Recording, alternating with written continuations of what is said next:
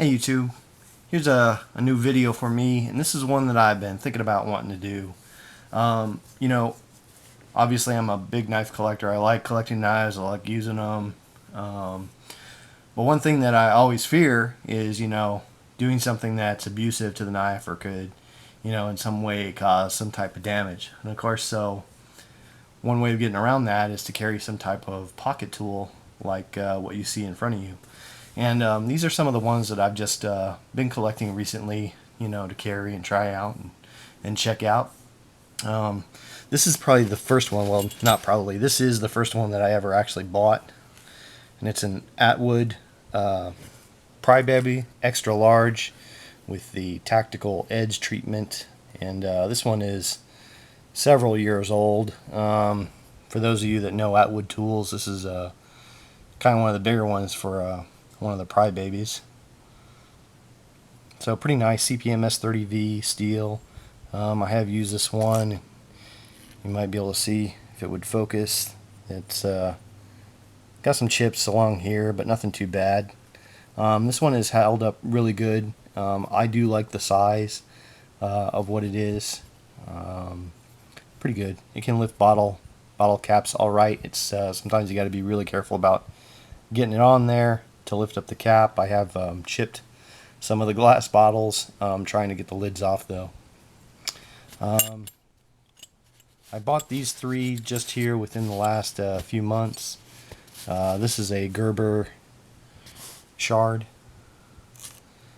This one's alright. Obviously this is a steel that's been coated with some type of paint, really, I'm sure is what it is. I haven't had too much use on it, not like the Atwood, because obviously I haven't had it as long.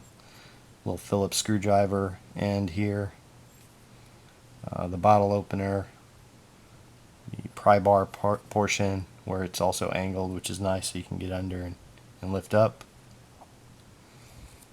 And I suppose you could use these ends on this as flathead screwdrivers, if the other side doesn't scrape up. This one I think a lot of you have as well. This is the Boker Plus. What is that called? It's a Vox design. I don't remember if he's got an actual name for it. Mine is numbered 5241, and this one is titanium. So it's got the little pry end on it, scalloping on the edges to give it good traction.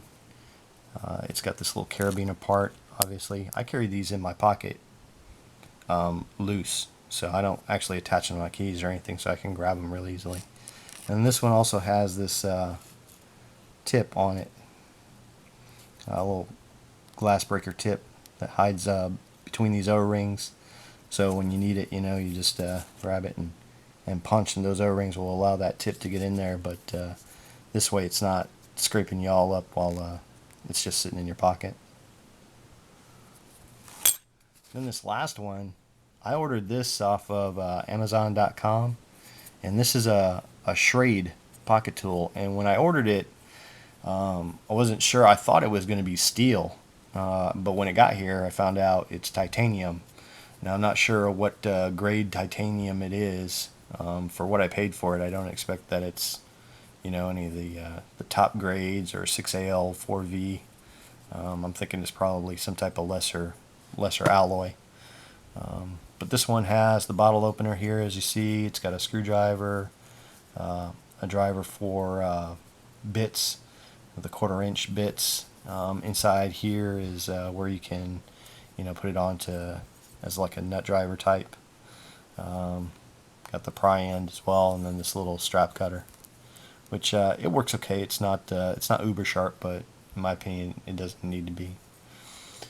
Now these three new ones that I got, the one thing that I will say that doesn't really impress me with them is how thick all of them are at the actual pry end. They are too thick in some cases to actually get under the things I actually want to pry. When you look at this this Atwood, he did a good job of actually bringing these down to a pretty good not sharp edge, but a very thin edge, and something that can actually get under things like heavy staples, things like that. You know, with these, I gotta jam them into the material to try and get under whatever I'm trying to actually pull out. Usually, it's, you know, some type of staple of some sort. So these ones just that was what disappointed me. I don't know if maybe at some point I'll, you know, maybe take these to some diamond stones or something like that, and, you know, try and shape these down a little more, take some of that material off, get them something that's more usable, something I'm more used to, like on this.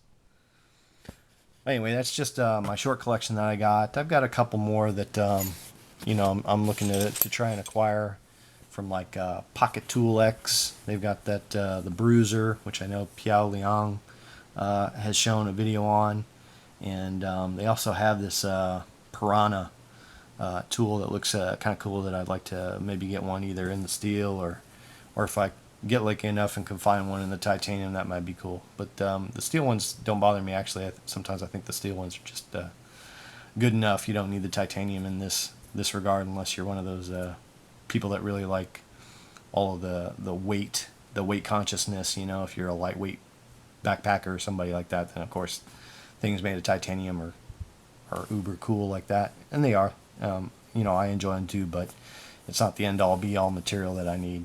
But I do enjoy getting to use it when I can. So my question to all of you, and if you want to leave it in the comments or send me video responses, show me what you guys have got for pocket tools, or what you like. What are some of the things that you've collected as far as anything different from these kind, or the ones that I mentioned, or even show me the ones that I've mentioned, or if you've got these, what do you think of them? All right, thanks, and we'll see you later.